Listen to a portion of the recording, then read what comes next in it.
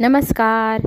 थोडं तुझं थोडं माझंमध्ये आपण पाहत आहोत. मामीने मनूला घरामध्ये घ्यायला नकार दिलेला असतो. सगळेजण बाहेर उभं असतात आणि बाहेर त्या ऐकत असतात मामाशी मामी घालत असणारा वाद. आणि ती सांगत असते की मी ह्या लोकांना आतमध्ये घेणार नाही आणि हे माझ्या दारात आलेले मला चालणार नाही. आणि दार उघडते आणि म्हणते, बघा बघा तुमच्या तिघींमुळं आमच्या घरात कसे वाद होत आहेत. माझीच माणसं माझ्या विरोधात जात आहे. फक्त तुमच्यामुळे आमच्या घरात भांडणं होत आहे. एवढं सगळं ऐकल्यानंतर तुम्ही इथून निघून जायचं तरी अजून इथेच उभे आहात. तेव्हा मामा पुढे येतात आणि म्हणतात, माझ्या बहिणीचंही हे घर आहे आणि मी त्यांना माझी जबाबदारी म्हणून घेऊन आलेलो आहे आणि त्यांना मी असं वाऱ्यावर सोडणार नाही. जसा माझा मुलगा तशाच मला आता ह्या 2 मुली यांचीही जबाबदारी मी घेतली आहे. यांना मी असं वाऱ्यावर सोडणार नाही. तेव्हा मामी वाद घालत असते, हे घर माझं आहे आणि कुणाला घ्यायचं कुणाला नाही मी ठरवणार. संपतरावांनी आपला किती अपमान केला होता त्यांच्या घरी आठवतं ना. आणि आज ते आपल्या घरात आलं आहे म्हटल्यानंतर मी त्यांना असं सहजासहजी घेऊ का. तेव्हा मामाशी वाद घालताना मामी म्हणत असते की मी यांना कधीही घरात घेणार नाही म्हणजे नाही. हवं तर तुम्हाला काय करायचं ते करून घ्या. आणि जोरजोरात ती मोठ्याने मोठ्याने बोलत असते. तेव्हा मनूलाही वाईट वाटत असतं. मनू म्हणते, ठीक आहे आम्ही इथून निघून जातो, तुम्ही भांडू नका आपापसात. तेव्हा मामा म्हणतात, नाही बाळा मी तुला कुठेही जाऊ देणार नाही. जसा माझा मुलगा तसेच तुम्ही सगळे मला. मी जबाबदारीने तुम्हाला घेऊन आलो आहे ना. मग आता मामा थेट मामीलाच सांगतात, ह्या सगळ्यांची जबाबदारी मी स्वीकारली आहे. तेव्हा मी त्यांना असं अर्ध्यावर सोडणार नाही. हवं तर तुला या घरात राहायचं नसेल तर तू हे घर सोडून निघून जाऊ शकते, कारण हे घर माझं आहे आणि इथे कोणाला ठेवायचं आणि कोणाला नाही हा माझा निर्णय राहील. तू हे घर सोडून निघून जाऊ शकते. तेव्हा मामी म्हणते, बघा तुमच्यामुळे आता माझाच नवरा मला घराबाहेर काढायला निघाला आहे. हे ऐकल्यानंतर तर मनूची आई लगेचच म्हणते, प्लीज असं वागू नकोस, या तुझ्या बायकोला असं काही बोलू नको, हवं तर मी निघून जाते. तेव्हा मात्र मामाचा मुलगा म्हणतो, नाही आत्या तू माझ्यासाठी माझ्या आई समान आहे, मी तुला कुठेही जाऊ देणार नाही. तेव्हा पुन्हा शोभा म्हणते, बघितलंस हा माझा मुलगा आज तुझ्यासाठी इथे माझ्याशीच भांडत आहे. ह्या मुलाला तुम्ही नकार दिला होता आणि तोच मुलगा आज तुम्हाला सगळ्यांना सांभाळायला तयार आहे. हे आहे माझ्या मुलाचे संस्कार. माझा इतका मुलगा चांगला असूनही तुझा नवरा त्यावेळेला माझ्या मुलाला नकार देत होता आणि त्याने तुझ्या मुलीचं लग्न माझ्या मुलाशी लावायला नकार दिला. आता कळलं माझा मुलगा किती चांगला आहे. तेव्हा मात्र मनूची आई रडत असते. मनू तिला सांगत असते, आई रडू नको, धीर सोडू नको आणि खंबीर राहा असं इशाऱ्याने सांगत असते. मग शेवटी आत्याच्या जवळ जात तो म्हणतो की हे बघ तू माझी आई आहे समज दुसरी, आणि मी माझ्या आईला असं वाऱ्यावर सोडू शकणार नाही. ते काहीही असो, तू इथून जायचं नाही म्हणजे नाही, आपण घरात जाऊन बोलूया, चल बरं घरात. तेव्हा मात्र मामी अट घालते, या घरात राहायचं म्हणजे इथं कायमच्या ठिय्या मांडून बसायचं नाही. मी जरा स्पष्टच बोलते, मागे पुढे माझ्याही मुलाचं लग्न होईल, आमच्याही घरात दुसऱ्या घरातली मुलगी येईल, त्यावेळेला तुम्ही मला इथे चालणार नाही. तुम्ही थोड्या दिवसासाठी या आणि तुम्ही तुमच्या पायावर खंबीर उभ्या राहिल्या की इथून चालतं व्हायचं. स्पष्टच बोलून मामीने मग सगळ्यांना घरामध्ये घेतलेलं असतं. घरात जाण्याच्या वेळेला मनूची लहानी बहीण म्हणते, मी तुमच्या घरी अजिबात राहायला येणार नाही. तुझी आई कशी बोलत होती पाहिलंच ना. म्हणून मामाच्या मुलाशी भांडता भांडता ती म्हणते, किती स्वार्थी आहात तुम्ही, आमच्याशी कसं वागताय, किती वाईट वागताय. तेव्हा तू म्हणतो, बरं तुला बाहेर राहायचं आहे बाहेर राह. बाहेर नाही, ते मोठ्या मोठ्या घुशी आहे, त्या घुशींना पाहून घाबरू नको. अशा पायावरनं टुणूटून उड्या मारतात त्या. घुस म्हटल्या लगेचच ती घरामध्ये पळते. इकडे मात्र तेजसला सोडवण्यासाठी त्याचा मित्र आणि त्याची लहानी वहिनी आलेली असते. पोलीस म्हणतात, तुम्ही कोण. मग ती सांगते, मी तेजसची वहिनी. मग पोलीस म्हणतात, वा, एक वहिनी जेलमध्ये टाकते आणि दुसरी वहिनी सोडवायला येते, हा काय सगळा प्रकार आहे. तेव्हा ती सांगते, माझे भाऊजी खूप चांगला माणूस आहे, त्यांच्याकडनं असं चूक घडणं शक्यच नाही, तेव्हा तुम्ही त्यांना सोडावं ही माझी विनंती. पण पोलीस म्हणतात, तुमच्या धीराने तर गुन्हा कबूल केला आहे, आता गुन्हा कबूल केल्यावरती काहीही होऊ शकणार नाही, दुसरा काही मार्ग आहे का असं त्याचा मित्र विचारू लागतो. तेव्हा तुम्ही कोण पोलीस विचारतात. मग तो म्हणतो, मी मित्र आहे. बरं, दुसरा काहीही मार्ग निघणार नाही, कारण त्याने स्वतःच्या तोंडाने जबाब लिहून दिला आहे आणि कबूलही केलं आहे की त्यानेच चोरी केली. त्यामुळे आता एकच उपाय, ज्या वेळेला गायत्री केस मागे घेईल त्याच वेळेला तो जेलमधनं सुटेल. नाहीतर आत्ता FIR केलेली नाही, कच्चाच आहे आणि FIR झाल्यानंतर कोर्टात जे होईल ते होईल, तोपर्यंत काहीही होऊ शकणार नाही, कसल्याही प्रकारची बेल काहीही शक्य नाही असं पोलिसांनी स्पष्ट सांगितलं. मग आता ह्या कागदाच्या पेपरमध्ये काय, तर माझ्या मित्राला कपडे आणले, मग जा त्याला भेटा, कपडे देऊ शकता तुम्ही असं पोलीस सांगता. मग कपडे घेऊन त्याचा मित्र आत जातो. घे बाबा एकदाचे कपडे बदल, आपण वरातीत नाचायला निघालो होतो, इथे आपलीच वरात निघाली आहे. मला ना खूप चिडचिड होते, असं त्याचा मित्र तेजसला बोलत असतो. भाऊजी आता काय करायचं, तुम्हाला कोण बाहेर काढेल, कसं सोडवणार, गायत्री वहिनी सोडवणार नाही का? तर तो म्हणतो गायत्री वहिनी सोडवायला तयार आहे. मग का तुम्ही तयार नाही झाले यायला बाहेर? तो म्हणतो घराच्या पेपरवर सही केल्यानंतरच ती मला सोडवणार. मी माझ्या आईवडिलांचं एवढं जुनं घर तिला देणार नाही म्हणजे नाही. मी घराच्या पेपरवर सही करायला नकार दिला, मग तिने मला सोडवायला नकार दिला आणि ती गेली निघून. आता हे ऐकल्यानंतर त्याच्या वहिनीला वाईट वाटतं. कशी बाई आहे हे, नाही मुद्दाम हे सगळं करत आहे आपल्यासोबत. पण आता पुढे काय करायचं? आता तुम्हाला बाहेर सोडवण्यासाठी काय युक्ती वापरावी तेच मला समजेना हो, असं म्हणत तिलाही वाईट वाटत असतं. आणि त्याचा मित्र म्हणत असतो हे काही नाही, आपण ह्या लचंडात पडायलाच नको होतं, याच्यामुळेच आपली एवढी मोठी गडबड झाली. त्याला संपतरावांची काळजी वाटू लागते. तेजस त्याच्या मित्राला विचारतो संपतराव बरे आहे का? तेव्हा त्याचा मित्र म्हणतो जेव्हापासून तू जेलमध्ये आहे तेव्हापासून मी टेन्शनमध्ये आहे. त्यामुळे धारगावला काय घडलं आहे काय नाही त्याचा मीही विचार केलेला नाही आणि तूही थोडाही विचार करू नको. आता आपलं एकच गोष्ट आहे की बाहेर तुला कसं काढायचं. आणि मला त्या धारगावचं नावही घेऊ नको, मला खूप राग येतो आहे, त्याच्यामुळेच तेवढं सगळं होतं आहे. पुढे आपल्याला असं पाहायला मिळेल तेजसला त्याची बहिणी म्हणते आता मग तुम्हाला नक्की सोडवायचं कसं, सोडवेल कोण, काय युक्ती करावी तेच त्यांना कळेना. दोघंही विचारामध्ये पडलेले असतात. घरी मात्र त्याची आई काळजीत असते. माझा मुलगा आल्याशिवाय मी पाण्याचा थेंबही पिणार नाही असं तिने हट्ट घेतलेला असतो. आणि बाबा समजवत असतात की तो मुलगा घरातनं चोरी करून गेला आहे, तो काही पुण्याचं काम करून जेलमध्ये नाही गेलेला, त्याच्यासाठी तू एवढं अन्न पाण्याचा त्याग करून इथे अशी बसली आहे. अगं अंगामध्ये ताप भरला आहे तुझ्या आणि तुझ्या अंगात जोरही नाही, तू कशी अशी करतेस, थोडंसं पाणी तरी पी म्हणत तिला विनवणी करत असते. पण ती म्हणते जोपर्यंत माझा मुलगा येणार नाही तोपर्यंत मी पाण्याचा एक थेंबही पिणार नाही. आता काय करावं म्हणून तेजसच्या वडिलांनाही टेन्शन येतं. त्याची आई काही केले ऐकायलाच तयार नसते. ती म्हणते माझा मुलगा जोपर्यंत येत नाही तोपर्यंत मी कशालाही हात लावणार नाही. त्याच वेळेला गायत्री आलेली पाहून तिला बरं वाटतं. गायत्री आता माझ्या मुलाला नक्की घेऊन आले आहे सर म्हणून ती आशेने तिच्याकडे पाहते आणि आनंदी होते. पाहते तर काय, गायत्री तर एकटीच दिसत आहे. गायत्रीला ती विचारणा करते की तू एकटीच आली, माझा तेजस कुठे आहे, त्याला नाही आणलंस तू? तेव्हा मात्र गायत्री म्हणते मी त्याला कितीही सांगितलं तू माझं ऐक, मग मी तुला सोडवते, चल घरी, पण तो माझं काही ऐकायला तयार नाही. तेव्हा ती म्हणते का असं काय होतं त्यांनी तुझं ऐकलंच नाही आणि घरी यायला तयार झाला नाही? तेव्हा ती सांगते मी त्याला सांगितलं पेपर्सवर सह्या कर आणि मग घरी चल.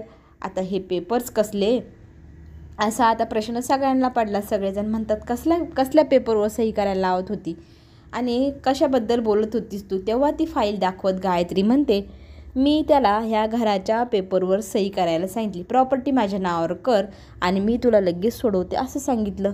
पण तो मात्र खूप हट्टी, तो ऐकायलाच तयार नाही. मग मी त्याला काही सोडवलं नाही. ज्या दिवशी तो ह्या पेपरवर सही करेल त्या दिवशी मी त्याला सोडवल. अजून मी FIR केली नाही, कच्ची केस आहे. मी जोपर्यंत माघार घेत नाही तोपर्यंत तेजस काही केल्या बाहेर सुटणार नाही. तेव्हा तुमच्या सगळ्यांसमोर एकच अट आहे की त्याला ह्या पेपरवर सही करायला लावा, मग मी त्याला सोडवून आणेल, नाही तर सडू दे त्याला त्या जेलमध्ये असं म्हणत ती मोठी डोळे करून सुनंदाला धमकी देत असते. आणि सुनंदा मात्र माझा मुलगा सोडव म्हणून विनंती करत असते. ऐक माझं, मी त्याला घरी आल्यावर समजवेल, मग तो माझं ऐकेल, आत्ता फक्त त्याला सोडवून आण, फक्त तुझ्याजवळ माझी एवढीच विनंती आहे म्हणून ती तिच्यासमोर हात जोडत असते. पण गायत्री काही केले ऐकायला तयार नाही. त्याने आत्ताच सही करायची तरच त्याला बाहेर काढेल, नाही तर मी त्याला बाहेर काढणारच नाही असं स्पष्ट तिने सुनंदाला सांगितलेलं असतं. आणि तरा तिच्या खोलीमध्ये निघून जाते.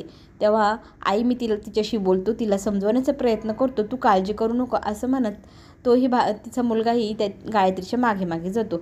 आता मात्र सुनंदा पुन्हा एकदा खचते, रडते. तिच्यासमोर तिचा नवरा म्हणतो हे बघ तू तुझ्या मुलाचा विषय सोडून दे, त्याने चोरी केली नसती तर हा सगळा प्रकार घडलाच नसता आणि मला या अशा मुलाची लाज वाटत आहे. पण सुनंदा म्हणते माझ्या मुलाची काहीतरी नक्की गोष्ट असेल, त्याच्याशी बोलून पहा, तो असं कोणापासून पैसे चोरणार नाही, त्याला काय आपण असं वळण लावलं आहे का? आपला एवढा चांगला मुलगा आहे तो.